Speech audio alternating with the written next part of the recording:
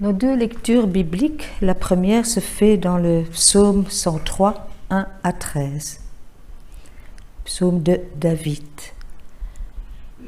Je veux bénir le Seigneur de tout mon cœur, je veux bénir son nom qui est saint. Oui, je veux bénir le Seigneur, sans oublier un seul de ses bienfaits.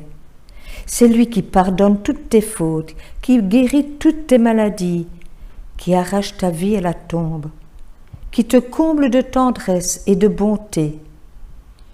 Il remplit ta vie de bonheur, il te donne une nouvelle jeunesse comme un aigle qui prend son envol. Le Seigneur intervient pour redresser les torts, il rend justice à tous ceux qu'on opprime. Il a fait connaître ses projets à Moïse, ses exploits au peuple d'Israël. Le Seigneur est plein de tendresse et de bienveillance. Il est lent à la colère et d'une immense bonté. Il ne fait pas constamment des reproches, il ne garde pas éternellement rancune.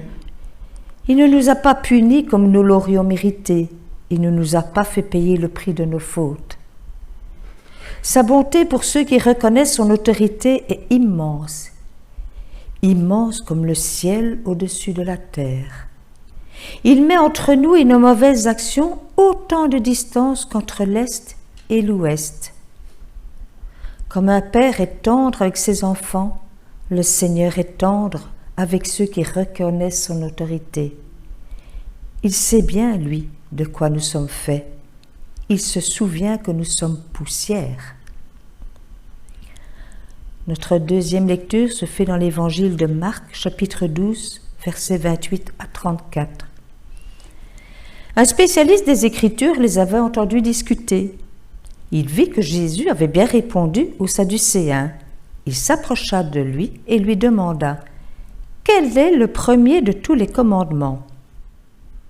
Jésus lui répondit « Voici le premier. Écoute Israël, le Seigneur notre Dieu est le seul Seigneur. Tu aimeras le Seigneur ton Dieu de tout ton cœur, de tout ton être, de toute ta pensée et de toute ta force. Et voici le second. Tu aimeras ton prochain comme toi-même. Il n'y a pas d'autre commandement plus important que ces deux-là. » Le spécialiste des Écritures reprit « Très bien, maître, ce que tu as dit est vrai. Dieu est unique et il n'y en a pas d'autre comme lui. L'aimer de tout son cœur, de toute son intelligence et de toute sa force, et aimer son prochain comme soi-même, est plus important que toutes les offrandes et les sacrifices d'animaux. » Jésus vit qu'il avait répondu avec intelligence et lui dit « Tu n'es pas loin du règne de Dieu. » Et personne n'osait plus lui poser de questions. Amen. Alors bonjour à tous, à ceux que je n'ai pas encore salués, et puis les personnes qui nous regardent sur YouTube. Je sais qu'on nous regarde même à Jean-Blou, donc je fais un petit coucou à ces personnes-là. Chers frères et sœurs, en juin 2024, on commémorera le 80e anniversaire du débarquement en Normandie.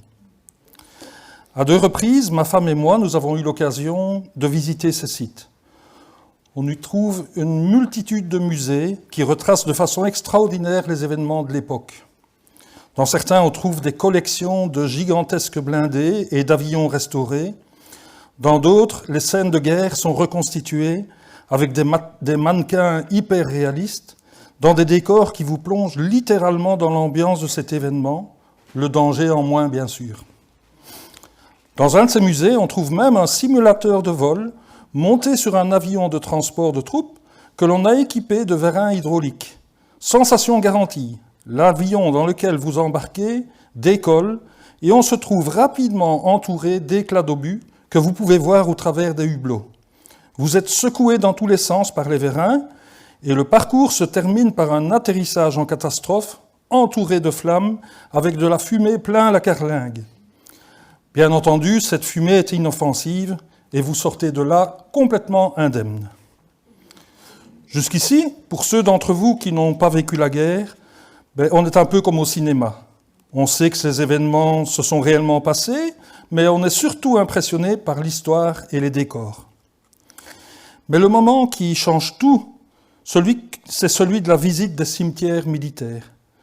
Le plus remarquable étant sans doute celui d'Omaha Beach, à ne pas confondre avec Obama, là où les Américains ont débarqué.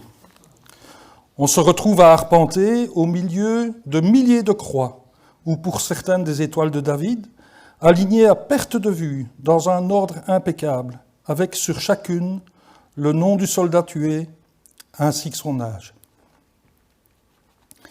Et là, la réalité vous rattrape. C'est le coup de poing dans l'estomac. L'énorme majorité étaient des gamins qui avaient entre 18 et 25 ans. Ces soldats, ils ont fait preuve d'un courage et d'une abnégation extraordinaires. Ils ont donné leur vie pour notre liberté. Ils vivaient pourtant dans un pays où ils étaient à l'abri des horreurs de la guerre et sont venus pour la plupart sur base volontaire. Je leur voue une profonde reconnaissance, car sans eux, nous vivrions probablement toujours dans un régime autoritaire, un enfer sur terre comme il en existe tant dans le monde. En regardant toutes ces croix alignées, je me suis alors fait la réflexion que ces jeunes soldats avaient réalisé le plus grand commandement, aimer son prochain comme soi-même, puisqu'ils étaient allés jusqu'à donner leur vie pour nous. Étaient-ils tous chrétiens?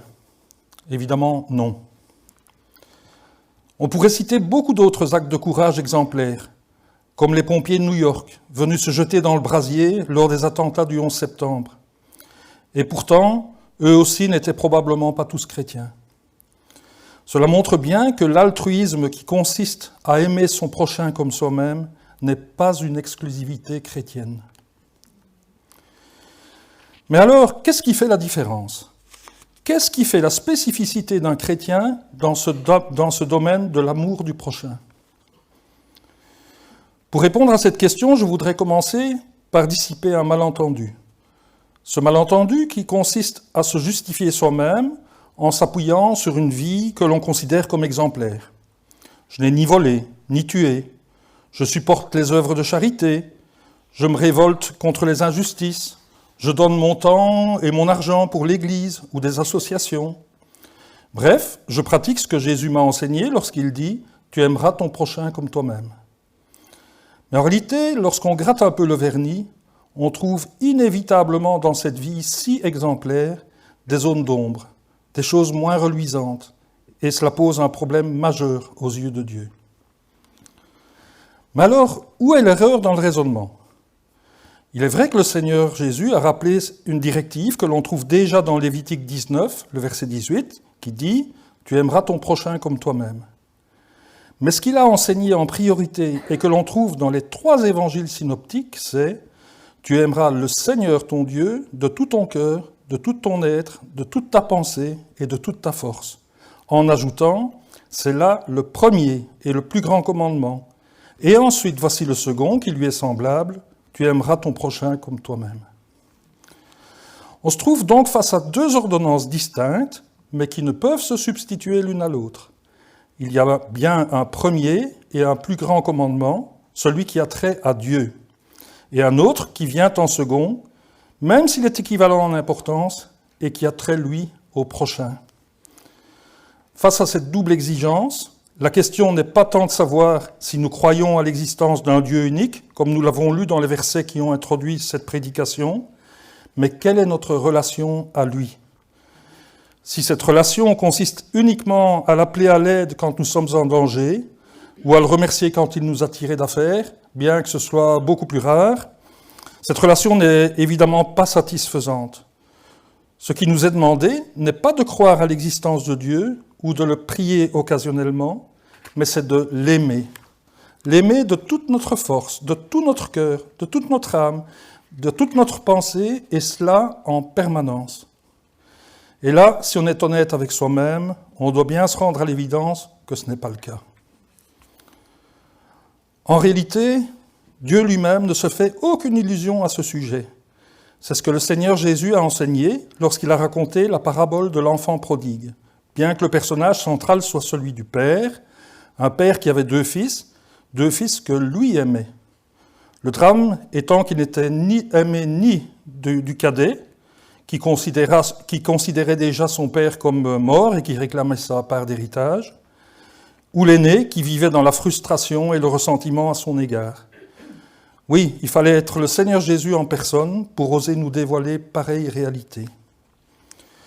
Et lorsque plus tard, poussé par l'Esprit, l'apôtre Paul a écrit aux chrétiens pour leur rappeler ce qu'était leur état passé, il ne craindra pas d'utiliser des termes très durs comme inimitié par rapport à Dieu, allant jusqu'à dire en Romains 5, verset 10, « Nous étions les ennemis de Dieu, mais il nous a réconciliés avec lui par la mort de son Fils. À plus forte raison, maintenant que nous sommes réconciliés avec lui, serons-nous sauvés par la vie de son Fils. » C'est aussi ce que l'apôtre Jean écrira dans sa première épître, au chapitre 4, les versets 9 et 10. « Voici comment Dieu a manifesté son amour pour nous. Il a envoyé son Fils unique dans le monde, afin que nous ayons la vie par lui. Et voici en quoi consiste l'amour. Ce n'est pas nous qui avons aimé Dieu, mais c'est lui qui nous a aimés. Il a envoyé son Fils qui s'est offert en sacrifice pour le pardon de nos péchés. »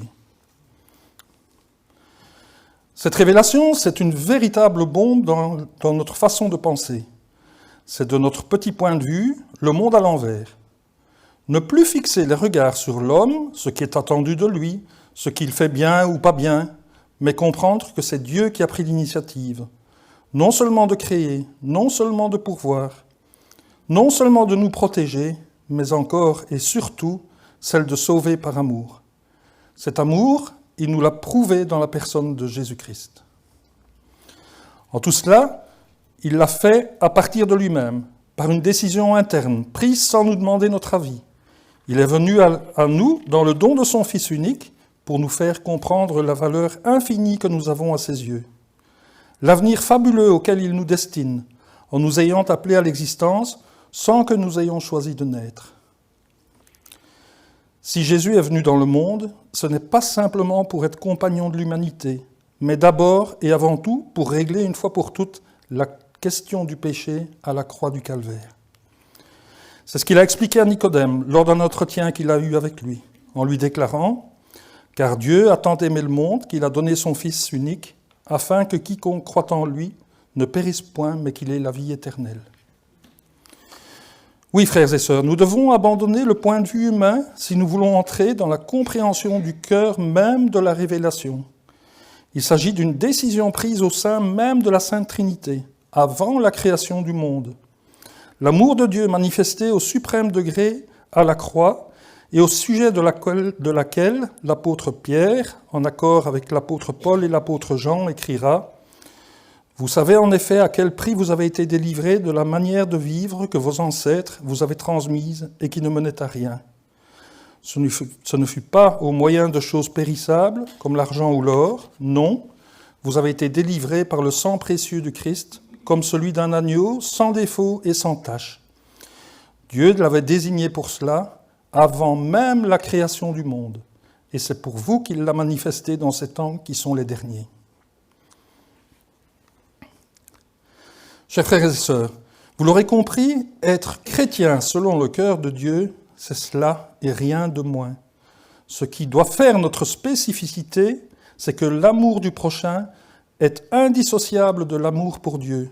C'est comme deux faces d'une même pièce de monnaie. Le pire qui puisse nous arriver, c'est de ne pas avoir compris l'amour de Dieu pour nous, que nous vivions dans la misère spirituelle, alors que dans la relation au Christ, nous pouvons goûter au bonheur de la communion au Père. Dieu nous a appelés à l'existence précisément pour le connaître, pour être baignés dans son amour par la vertu du Saint-Esprit répandu. Nous pouvons ainsi en retour commencer à l'aimer de tout notre cœur, de toute notre force, de toute notre âme et de toute notre pensée, dès ici-bas et pour l'éternité. Cette façon de voir n'est pas naturelle pour nous, qui sommes tellement centrés sur notre petite personne. C'est un véritable apprentissage que de nous émerveiller de tout ce qu'il a fait et continue de faire pour nous et de le remercier.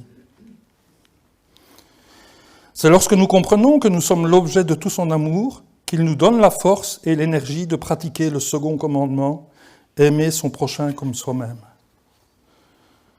Bien sûr, nous ne serons pas tous amenés à devoir donner notre vie, comme je l'évoquais en introduction de ce message. Mais nous avons un tas d'occasions de marquer notre amour pour notre prochain. Et pour cela, quel modèle plus parfait que la personne de Jésus-Christ. Il nous a enseigné de façon très concrète ce qu'est un amour désintéressé. Voici quelques exemples, une liste non exhaustive de ce qu'il propose et qu'il a lui-même pratiqué. Pardonner ceux qui nous ont fait du mal. Bénir ceux qui nous haïssent. Nous mettre au service de nos frères et sœurs en nous considérant comme le plus petit d'entre eux. Toutes choses que nous ne pouvons pratiquer sans l'aide de l'Esprit Saint, tant elles sont souvent difficiles à appliquer. Que chacun de nous puisse comprendre et appliquer, jour après jour, ce magnifique programme que notre merveilleux Père nous propose. Amen.